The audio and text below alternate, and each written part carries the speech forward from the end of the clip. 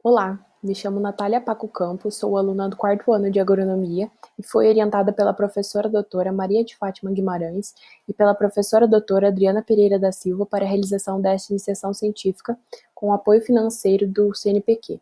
E o trabalho que apresentarei é sobre os atributos microbianos e químicos mediante a compactação de um latossolo vermelho cultivado com milho. A compactação do solo interfere nas propriedades tanto físicas, químicas como biológicas do agroecossistema que é o solo.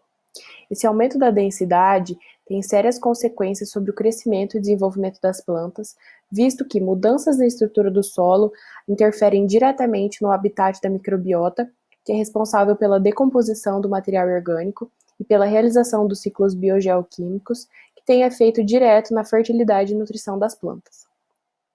O objetivo do trabalho foi avaliar a resposta da microbiota frente à compactação do solo e relacionar possíveis alterações na dinâmica da atividade microbiana com as modificações dos atributos da fertilidade do solo. O estudo foi realizado em casa de vegetação, em cilindros de PVC, utilizando um delineamento de bloco inteiramente casualizado, com 12 repetições, e os tratamentos com 2 níveis de densidade de solo, de 1 e 1,8 gramas por centímetros cúbicos, utilizando de um latossolo vermelho distroférrico e um milho da cultivar IPR 164. Essa é a caracterização química do latossolo utilizado no experimento. Após 65 dias, foi avaliada a camada de 0 a 10 de profundidade, avaliando os parâmetros químicos e biológicos. Os parâmetros químicos avaliados foram a acidez ativa, acidez potencial, carbono orgânico, nitrogênio total, fósforo disponível e o potássio. E os biológicos foram carbono e nitrogênio da biomassa microbiana, respiração basal, quociente metabólico, quociente microbiano e a glomalina total. Esses resultados foram submetidos à análise de variância pelo teste F e as médias comparadas pelo teste de Tukey. Aqui temos os resultados relacionados aos atributos químicos. Bom, o maior valor de pH foi obtido no tratamento com a menor densidade, que também contribuiu para a redução nos teores da acidez potencial. Já o menor pH foi obtido no tratamento com a maior densidade, possivelmente devido à grande concentração de raízes, que resultou na maior liberação de ácidos orgânicos, que alteraram o pH rizosférico, levando a uma acidificação do solo. A maior densidade do solo também resultou em maior teor de acidez potencial, possivelmente devido ao maior teor de carbono orgânico, que resultou em uma maior liberação dos íons de hidrogênio.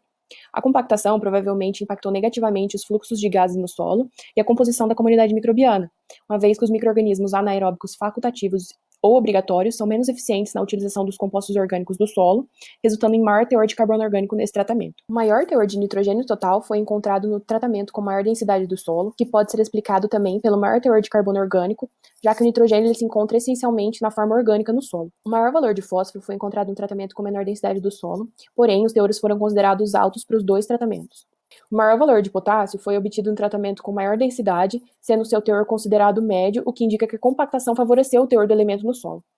No tratamento de menor densidade, o teor de potássio foi considerado baixo, o que indica uma possível lixiviação. Já para os atributos microbiológicos, não houve diferença entre o carbono e o nitrogênio da biomassa microbiana para as duas densidades de solo avaliadas. A ausência da diferença se deve possivelmente pela grande quantidade de raízes de milho encontradas na profundidade de 0 a 10, que excretam compostos orgânicos que contribuem para a biomassa microbiana e que acaba diluindo as diferenças entre as densidades do solo. O maior valor de respiração basal e de quociente metabólico na maior densidade do solo indicam um estresse sofrido pela microbiota devido à alta compactação do solo, de modo que isso leva a uma deteriorização dos atributos químicos e físicos do solo, como a capacidade de troca de cátion e agregação, além da menor eficiência da imobilização e mineralização dos nutrientes pela biota do solo, o que ocasiona uma perda grande dos nutrientes. Apesar do tratamento com maior densidade do solo apresentar um valor inferior de quociente microbiano, ele não pode ser considerado baixo. Entretanto, nessa maior densidade do solo, se sugere uma menor atividade da comunidade microbiana, o que indica também um fator limitante na atividade dessa microbiota no solo.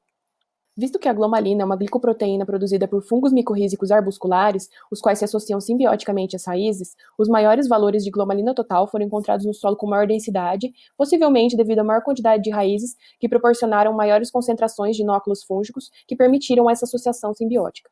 Foi possível concluir através dos resultados que o aumento da densidade altera os atributos químicos e microbiológicos, podendo trazer sérias consequências às funcionalidades do solo, por promover uma condição de estresse metabólico à microbiota, implicando no seu papel sobre a fertilidade do solo e disponibilidade de nutrientes para a planta.